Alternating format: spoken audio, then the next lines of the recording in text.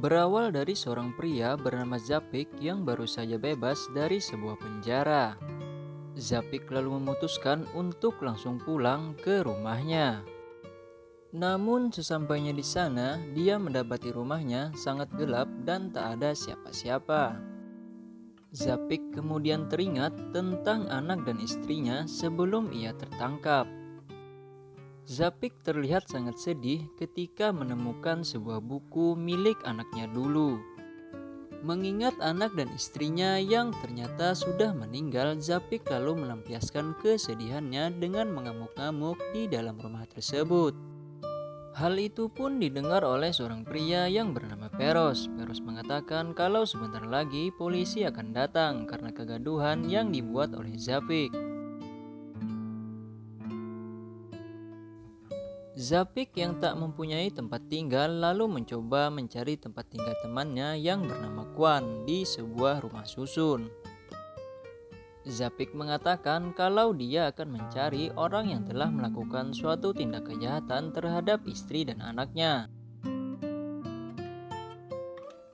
Keesokan harinya, Zapik berniat menemui sahabatnya yang bernama Sam. Sam sekarang sudah terlihat sangat kaya dengan suatu perusahaan yang ia pimpin. Di sini Zapik berniat mencari sebuah pekerjaan. Si Sam pun lalu mengajak Zapik untuk bekerja dengannya saja. Namun karena Zapik mengetahui pekerjaan Sam yang tidak halal, ia pun menolaknya. Zapik juga sempat bertanya apakah Sam mengetahui siapa orang yang telah membunuh anak dan istrinya. Namun Sam juga tidak mengetahuinya. Bahkan Sam mengatakan bahwa ia sudah mencari orang tersebut ke seluruh pelosok kota yang ada di sana. Ternyata Zapik ditangkap karena dituduh telah melakukan pengedaran narkoba. Zapik dijebak oleh seseorang yang menaruh sabu di dalam mobilnya. Zapik pun akhirnya divonis dengan hukuman 10 tahun penjara.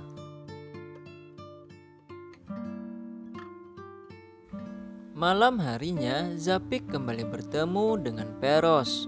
Peros yang mendengar cerita Zapik menyarankan untuk menerima tawaran dari Sam, karena menurutnya sekarang sangat susah untuk mencari sebuah pekerjaan. Akhirnya Zapik kembali menemui Sam dan menerima tawaran pekerjaan dari sahabatnya itu sebagai penagih hutang. Dengan sedikit ancaman, Zapik bisa dengan mudah menagih orang-orang yang mempunyai hutang kepada Sam. Saat menagih hutang, Zapik juga sempat bertanya kepada orang-orang yang ditagihnya tentang kasus pembunuhan anak dan istrinya. Kwan yang mengetahui Zapik bekerja untuk Sam kemudian mengatakan untuk berhati-hati dengan pekerjaannya. Namun Zapik mengatakan dengan pekerjaannya yang sekarang ia berharap bisa mengetahui kasus pembunuhan keluarganya. Pada suatu malam Zapik dihadang oleh 3 orang pria yang ingin merampoknya. Namun untungnya Zapik dibantu oleh Peros yang mampu mengalahkan 3 orang pria tersebut.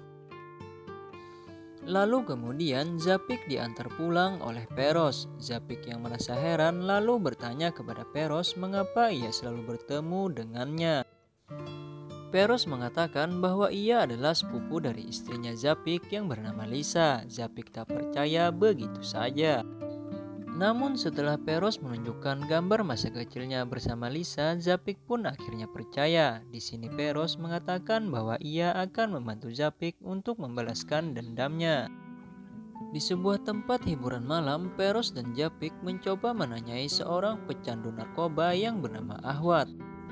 Merasa curiga dengan Ahwat, Peros pun mulai mendesak Ahwat untuk mengaku. Ahwat yang merasa tidak melakukan hal itu, ia pun mengatakan tidak tahu apa-apa tentang pembunuhan tersebut. Namun ternyata si Ahwat mengaku bahwa dialah yang dulu menaruh sabu di dalam mobil Zapik atas suruhan Rodney.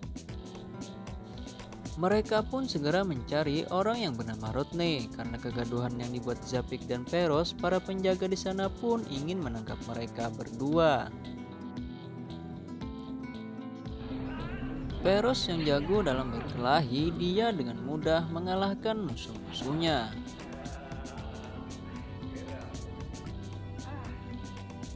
Peros kemudian meminta salah satu anak buah Rodney yang bernama Desmond untuk memberitahukan keberadaan Rodney.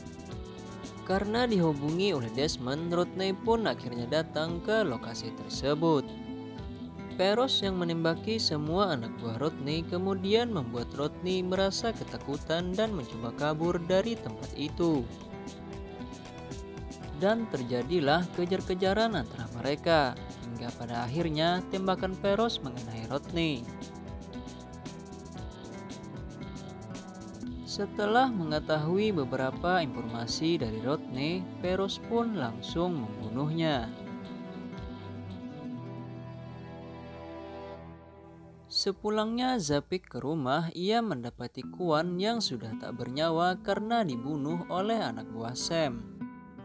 Lantaran Kuan tidak mau diminta untuk memata-matai Zapik.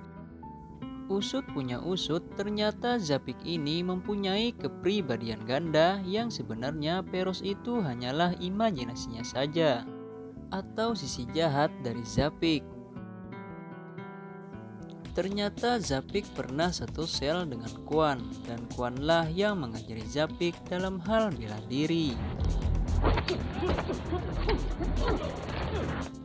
Sam yang menganggap Zapik sudah mengetahui kejahatannya, ia pun lalu bercerita bahwa dialah yang telah membunuh Lisa dan Zikri. Lantaran Sam sebenarnya sejak dulu juga menyukai Lisa, dan saat Zapik tertangkap, Sam mencoba merayu Lisa untuk menikah dengannya. Namun Lisa menolak, hingga pada akhirnya Sam membunuh anak dan istrinya Zapik.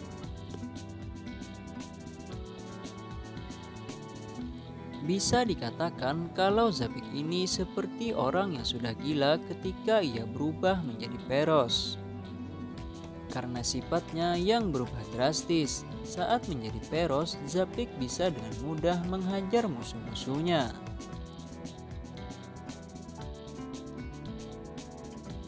Singkat cerita, Zapik akhirnya bertemu dengan Sam. Dan terjadilah pertarungan sengit antara mereka berdua.